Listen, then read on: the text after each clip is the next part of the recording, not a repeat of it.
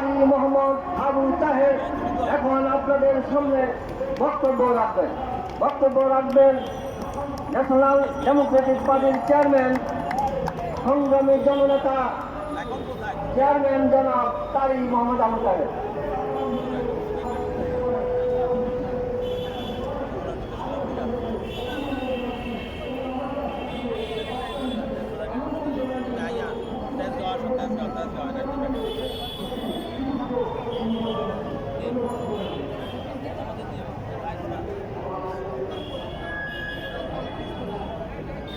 এখন বক্তব্য দিচ্ছেন ন্যাশনাল ডেমোক্রেটিক পার্টির সংগ্রামী চেয়ারম্যান জননেতা জনাব কারি মোহাম্মদ আবু তাহের।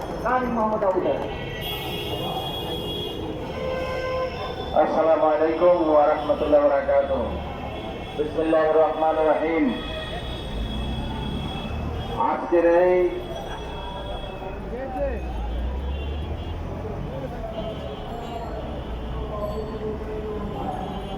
সারা দেশে নৈরাজ্য ও হত্যা, ভারতীয় আগ্রাসনের বিরুদ্ধে ঐক্যবদ্ধভাবে জাতিকে দাঁড়ানোর জন্য জাতীয় গণতান্ত্রিক পার্টি জাগপা আয়োজিত আজকের সভার সভাপতি বীর মুক্তিযোদ্ধা খন্দকার লুৎফর রহমান সাহেব উপস্থিত আছেন। আরো উপস্থিত আছেন বিভিন্ন দলের নেতৃবৃন্দ ও মুসলিম ওয়ার্ল্ড কমিউনিটি সেন্টারের সংগ্রামী সভাপতি মাহমুদ আব্বাস, আরো অন্যান্য নেতৃবৃন্দ, ভাই বোনেরা ও সাংবাদিক ভাইয়ের, আসসালামু আলাইকুম ওয়া রাহমাতুল্লাহি ওয়া বারাকাতুহু। আমরা আসলে এই যে আজকের যে প্রতিবাদটুকু করা দরকার ছিল, আমরা ইতিমধ্যে যা দেখতে পেয়েছি আপনারা অলরেডি বুঝতে পারছেন। বিভিন্ন দাবি দেওয়া নিয়ে লোকজন ডক্টর ইউনূস ক্ষমতায় বসার পর থেকে ওনার প্রতি 15 দিন পর থেকে এই রাস্তা এইভাবে দাঁড়াচ্ছে বিভিন্ন জায়গা থেকে। বিভিন্ন আওয়ামী লীগের দোসররা কেউ আনসার লীগ হয়ে আসছে, কেউ আপনার হকার লীগ হয়ে আসছে, কেউ আপনার হলো দেয়া চাকরি সিভিলে হয়ে আসছে, কেউ 35 বছরের চাকরি প্রত্যাশা করে, এটা ওই চাকরিজীবী 35 বছরের প্রত্যাশা লীগ হয়ে আসছে। আবার কেউ সড়ক পরিবহন লীগ হয়ে আসছে। কিন্তু আসলে আওয়ামী লীগ স্বৈরাচার ফ্যাসিস্ট বিভিন্ন সময় বিভিন্ন রূপে এরা ধারণ করেছে। ধারণ করে এরা একটা বিশৃঙ্খলা সৃষ্টি করার চেষ্টা করতেছে। আপনারা ইতিমধ্যে দেখতে পেয়েছেন গত বেশ কয়েকদিন আগে ছাত্ররা, ঢাকা বিশ্ববিদ্যালয়ের ছাত্ররা, এদেরকে সচিবালয় থেকে বের করতে হয়েছে আনসার লীগ।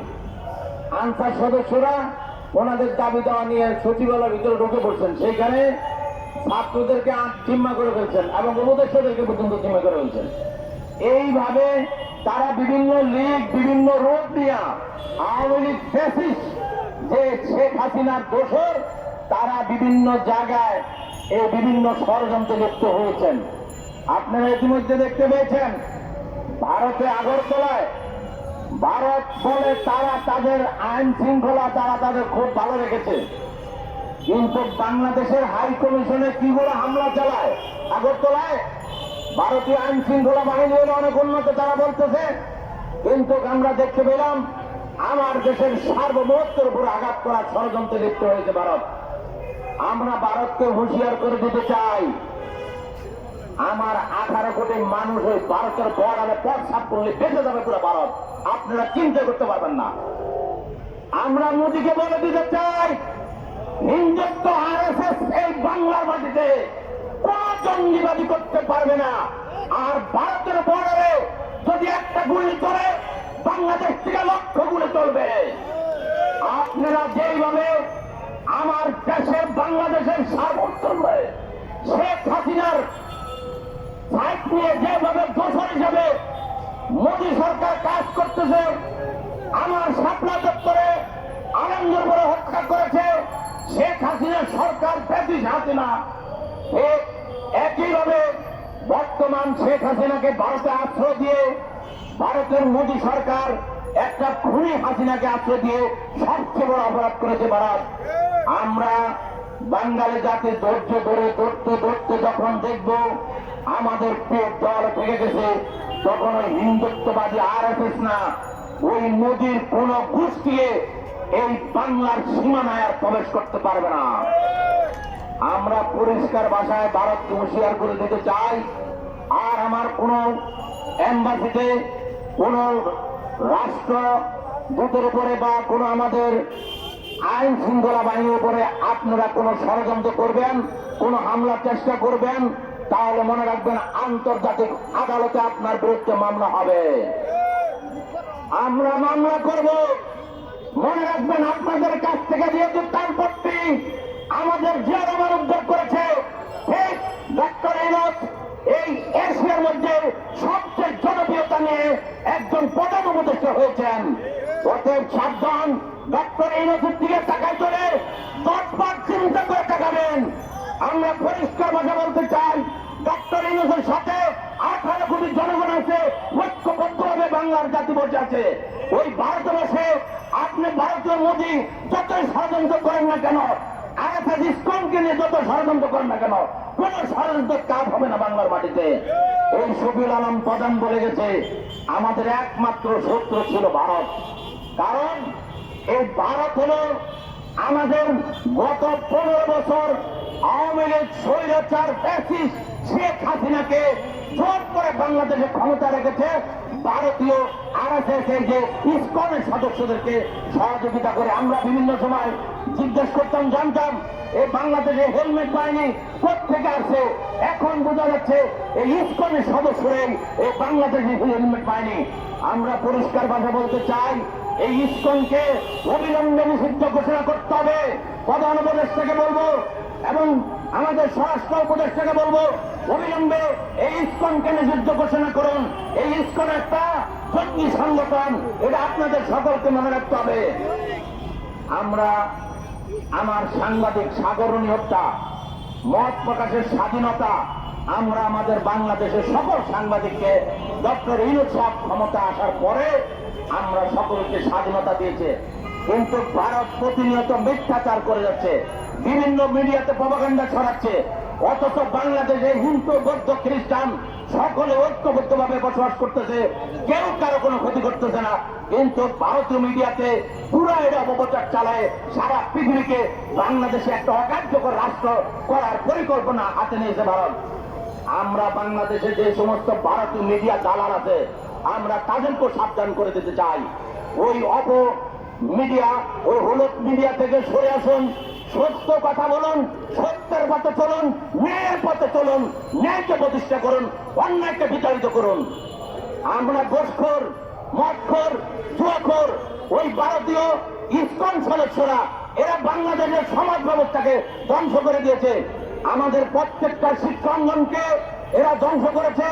যখন ডক্টর ইউনূস বাংলাদেশকে একটা আত্মমর্যাদাশীল রাষ্ট্রতে পরিণত করার চেষ্টা করতেছে, যে আমার আবু সাহেব মুক্ত এদের রক্তের বিনিময় 2024-এ 5ই আগস্টে যে স্বাধীনতা, দ্বিতীয়বার স্বাধীনতা অর্জন করেছি আমরা, এই স্বাধীনতাকে ধ্বংস করার জন্য আজকে ভারত আমাদের পিছনে লেগে পড়েছে। আমরা ভারতকে বলতে চাই, আমরা কিন্তু আপনাদের মুখাপেক্ষী নয়। বাংলাদেশ একটা স্বাধীন সার্বভৌম রাষ্ট্র। বাংলাদেশের প্রতিটা মানুষ এখানে মত প্রকাশের স্বাধীনতা দেওয়া হয়েছে। এই বাংলার জমিনে কোনো বছর, কোন স্বৈরাচার, কোন প্যাসিজমের জায়গা হবে না, কোন RSS ইসকনের কোন জায়গা হবে না।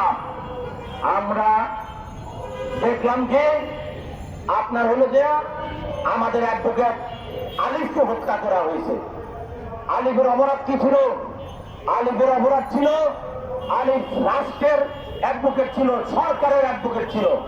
কিন্তু আপনার দেখা গেল কি এই ভারতীয় প্যাসিজম, আপনার RSS ইসকনের সদস্যরা এরা আমাদের এই অ্যাডভোকেটকে আপনার তারা কি করলো? জঙ্গি স্টাইলে হত্যা করলো। গত 15 বছর আমরা যেভাবে বলে আসতেছিলাম যে কওমি আলেমদের ভিতরে কোনো জঙ্গি বিষয় নাই, আপনার জামাত ইসলামের ভিতরে কোনো বিষয় নাই। কিন্তু ভারত সব সময় বলে আসছে আপনার অন্য আলেমরা বাংলাদেশের মৌলবাদী উত্থান হচ্ছে, এই কথা তারা বলে আসছে। কিন্তু না, আমরা বারবার বলে আসছি বাংলাদেশের আলেমরা শান্তিপ্রিয় আলেম, বাংলাদেশের জামাত ইসলাম একটা শান্তিপ্রিয় সংগঠন, বিএনপি একটা শান্তিপ্রিয় সংগঠন। আমাদের 20 দলীয় জোট, পরবর্তীতে আমাদের 63টা রাজনৈতিক দল, যখন আমরা বলেছি এই রাষ্ট্র এই মেরামতের জন্য এই 63টা রাজনৈতিক দল ঐক্যবদ্ধ হলে শেখ হাসিনা পালাবার কোনো রাস্তা পাবে না।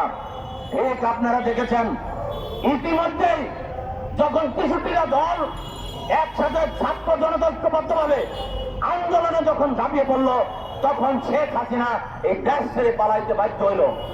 বিভিন্ন জায়গায় আপনারা দেখেছেন শেখ হাসিনা তার বাপের মূর্তি বসাইছে, কিন্তু আমরা বলে দিয়েছি বাংলাদেশে মূর্তির ব্যবসা চলবে না। কিন্তু শেখ মুজিবের মূর্তি এখন কোথায় আছে? কোথায় আছে কিনা বলেন? এটা ভারতীয় আধিপত্যবাদী সরকার শেখ হাসিনা এটা প্রতিষ্ঠা করার চেষ্টা করেছিল। আমি পরিষ্কার ভাষা বলতে চাই ডক্টর ইউনূস সাহেবকে, যে আমাদের অ্যাডভোকেট আলিফকে হত্যা করেছে, যে তাদেরকে অবিলম্বে দ্রুত সময়ের মধ্যে প্রত্যেককে গ্রেপ্তার করে জনগণের সম্মুখে তাদেরকে হাজির করতে হবে এবং তাদের উচিত বিচার করে ছেড়ে দিতে হবে। আর এই অ্যাডভোকেট আলিফকে হত্যার জন্য তাদেরকে কঠিন শাস্তির আওতা নিয়ে আসতে হবে এবং এই আরএসএস ইসকনকে অবিলম্বে নিষিদ্ধ ঘোষণা করতে হবে। আমার শিক্ষা ব্যবস্থা এখন আমরা দেখতে পাচ্ছি কি সেই বেনজিরের মতো, বেনজির আহমেদের মতো পুলিশ কমিশনার আইজি ছিল, তার মতো কিছু কিছু পুলিশ অফিসার এখন তাদের রূপ ধারণ করার চেষ্টা করতেছে। সেই হারুনের মতো কিছু কিছু পুলিশ অফিসার আবার রূপ ধারণ করার চেষ্টা করতেছে। সেই আপনার হলো আইজি মামুনের মতো কিছু পুলিশ অফিসার রূপ ধারণ করার চেষ্টা করতেছে। আমরা পরিষ্কার ভাষায় পুলিশ অফিসারদেরকে বলতে চাই, আপনারা জনগণের ট্যাক্সের টাকায় বেতন পাচ্ছেন, জনগণের সেবক হিসাবে কাজ করবেন। আর যদি মনে করেন যে বেনজির শাস্তে চান, হারুন শাস্তে চান, বিপ্লব শাস্তে চান, আইজি মামুন শাস্তে চান, তাহলে মনে রাখবেন আপনারা কিন্তু এই মামুনের যে সাজা সেই পরিণত হয়েছে আপনাদেরও সেই পরিণত হবে। এদেশের ছাত্র জনতার গণঅভ্যুত্থানে 5ই আগস্টে যে বাংলাদেশ স্বাধীন হয়েছে, এই স্বাধীনতাকে আমরা বিসর্জন দিতে দেব না। মনে রাখবেন আমরা যেহেতু রক্ত দিতে শিখেছি, রক্ত আরো দিব, কিন্তু এই বাংলাদেশে কোন ফ্যাসিজম আমরা তৈরি হতে দিব না ইনশাল্লাহ। এই বলে আমি আমার ন্যাশনাল ডেমোক্রেটিক পার্টির তরফ থেকে ঢাকার খন্দকার লুৎফর রহমান সাহেবকে ধন্যবাদ জানিয়ে আমি আমার বক্তব্য শেষ করছি। আসসালামু আলাইকুম ওয়া রাহমাতুল্লাহি ওয়া বারাকাতুহু।